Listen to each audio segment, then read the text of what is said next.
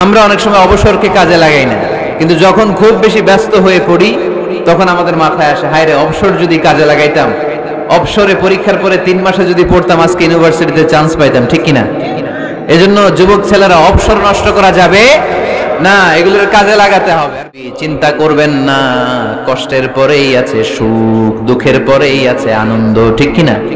কষ্টের পরেই সুখ, সুখ এটা দুঃখের পরেই থাকে। আল্লাহ সেটআপটা এভাবেই করেছেন। দুঃখ, কষ্ট, বিপদ আর পরীক্ষায় মুমিন ভয় পায় না, কারণ মুমিনের হারাবার কিছু নাই, ঠিক কিনা? আমাদের জীবনে যদি বিপদ নেমে আসে আমরা কি চিন্তিত হই? কথা বলেন।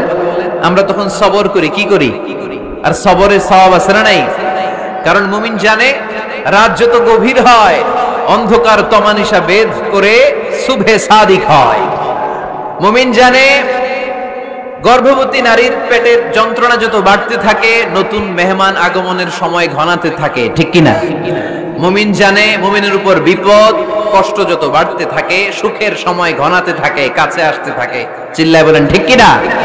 এজন্য আল্লাহ বললেন ফাইন্না মাআল উসরি ইউসরান, ইন্না মাআল উসরি ইউসরা। ও নবী, চিন্তা করবেন না, পেরেশান হবেন না।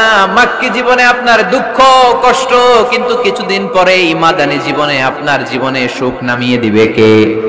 আপনার জীবনে আনন্দের বন্যা বইয়ে দিবে কে? মোটিভেশনাল সূরা, পেইন রিলিভিং সূরা। আপনি বিপদে পড়লেই এই আয়াত নিয়ে চিন্তা করবেন যে বিপদের পরেই আনন্দ আছে, কষ্টের পরেই দুঃখ আছে।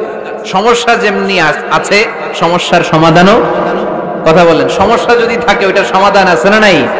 আল্লাহ never creates a lock without its key. আল্লাহ এমন কোন তালা বানায় নাই যেই তালার জন্য চাবি বানায় নাই, ঠিক কি না? তালা যদি বানায় ওই তালার কি আছে?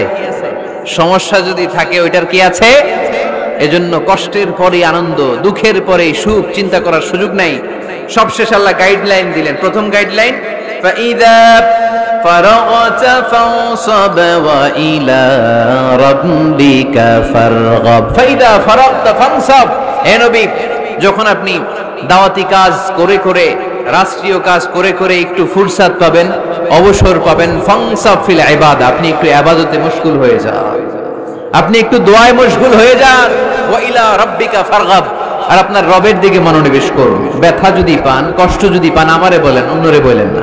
কিন্তু আমরা ব্যথা পাইলে শেয়ার করি কোথায়? সবার আগে কি বুকে? ফেসবুক।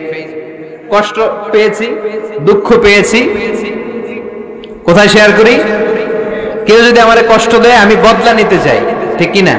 কিন্তু ইসলাম বলে বদলা না নিয়ে বদলে দাও।